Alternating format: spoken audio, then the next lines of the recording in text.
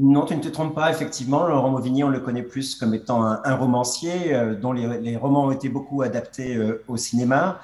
Voilà, je pense à Continuer, par exemple, Des Hommes. Voilà, c'est un magnifique romancier dont tous les textes sont publiés aux éditions de Minuit. Et jusqu'à présent, il n'avait pas écrit pour le théâtre. Et puis un beau jour, il a levé ce tabou-là grâce à Coltès, d'une certaine manière, puisque ce que j'appelle Oubli était son premier texte qu'il avait écrit en hommage à La nuit juste avant les forêts de Coltès, puisque c'était construit à la manière d'une phrase qui commence et qui ne finit jamais, comme le texte de Coltès. Et donc, en hommage à Coltès, en pensant à Coltès, il a écrit ce texte en ne pensant pas que ça deviendrait un texte de théâtre. Et puis, en fait, beaucoup de gens s'y sont intéressés, beaucoup de gens l'ont monté. Je pense à Denis Podalides à la Comédie Française, par exemple. Préjocage, bien sûr, effectivement. Et ça a levé un tabou. Et à partir de là, il a écrit Tout mon amour. Et moi, j'avais lu ce texte quand j'étais dans un comité de lecture. Et malheureusement, à l'époque, il y avait déjà une mise en scène qui était prévue. Donc, le texte n'était pas disponible. Et donc, tel Pénélope, j'ai attendu patiemment que le texte redevienne d'une certaine manière disponible.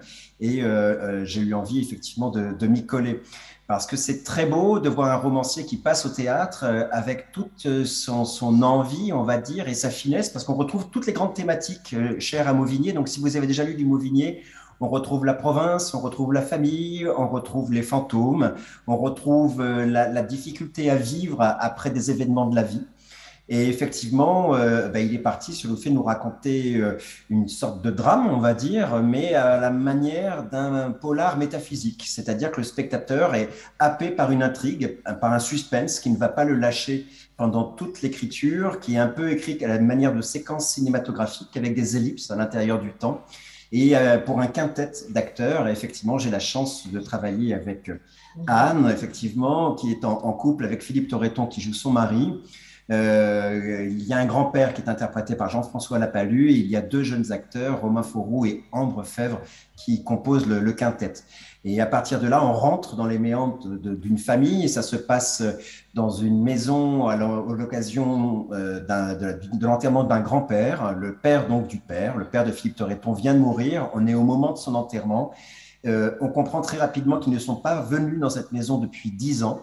Et pourquoi donc ne sont-ils pas venus dans cette maison? Eh bien, c'est ce que la pièce va décortiquer de morceau en morceau, en nous faisant rentrer à l'intérieur de l'intimité familiale, en décalant petit à petit la réalité à l'intérieur. C'est pour ça que je parle de polar métaphysique, parce qu'au fur et à mesure qu'on suit l'intrigue, le spectateur se dit, mais fait des hypothèses lui-même. Voilà. Donc, de la même manière, quand on lit un polar, on fait des hypothèses et puis on voit que les hypothèses tombent les unes derrière les autres et on avance avec cette famille. Voilà. Et effectivement, je te rejoins, c'est une écriture qui se joue de manière très incarnée, très engagée de la part des comédiens. Et effectivement, c'est tout à fait le travail qu'on a fait ensemble. Et ça donne effectivement, c'est une chose qui est très incandescente au plateau et qui est assez rare, puisqu'effectivement, il y a une émotion, je pense, très puissante qui s'est dégagée depuis la création, puisque là, on vient de finir la première série de cette saison, puisque c'est un spectacle aurait dû aussi se créer la saison dernière.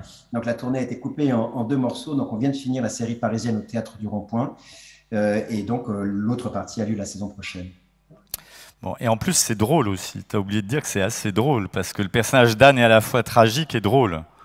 C'est pas faux, parce qu'effectivement, le fantasme de Laurent, c'est d'arriver à faire rire avec la tragédie humaine. Et donc, oui, il invente tout un tas de dispositifs, notamment ce personnage du grand-père, dont on ne peut pas tout dire, mais effectivement, qui amène un contrepoint constant. Et donc, on a effectivement quelque chose qui se joue sur le fil, en fait. Hein, tu dirais ça comme ça? Oui, je le dirais autrement parce que je suis pas à la mise en scène, mais c'est vrai que la gageure, c'est de dire les mots. C'est une, comment ça s'appelle? C'est comme être des funambules, c'est-à-dire que l'écriture, elle est tellement précise et tellement minutieuse que chaque mot est un caillou pour faire avancer dans l'histoire et que chaque caillou est précieux. Donc, dès qu'on ouvre la bouche pour dire un mot, il faut qu'il nous fasse avancer et vers une émotion et vers l'interrogation de qu'est-ce que ces gens ont vécu, qu'est-ce qu'ils vivent en eux-mêmes.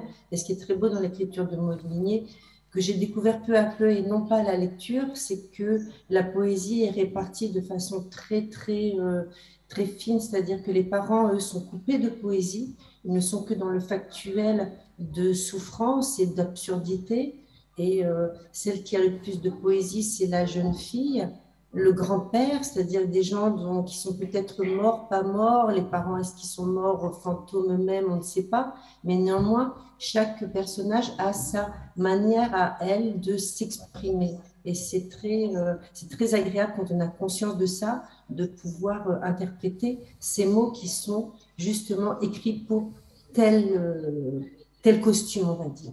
Et comme vous avez compris, on ne peut pas trop vous en dévoiler parce que sinon, C'est très secret. il faut que vous gardiez des surprises parce que le plaisir vient du fait de découvrir et de comprendre au fur et à mesure de la pièce. Et pour rejoindre ce que dit Anne, c'est vrai que c'est écrit comme une partition de musique, puisque par ailleurs, il ose des choses qui sont assez rares au théâtre, qui sont par exemple la superposition, le fait que les comédiens parlent en même temps. Quand il y a une dispute, les deux parlent en même temps, etc. Et ça, c'est très écrit chez Laurent, avec des codes, voilà, comme dans une partition de musique. Et en même temps, du coup, ça crée un effet de réel qui est très puissant, comme ça, comme si on rentrait à l'intérieur de la maison de ce grand-père et on est happé par cet intérieur qui est lui-même un personnage. Cette maison est peut-être le 6e personnage de la pièce et ça, c'est très puissant dans l'écriture de Mauvigny.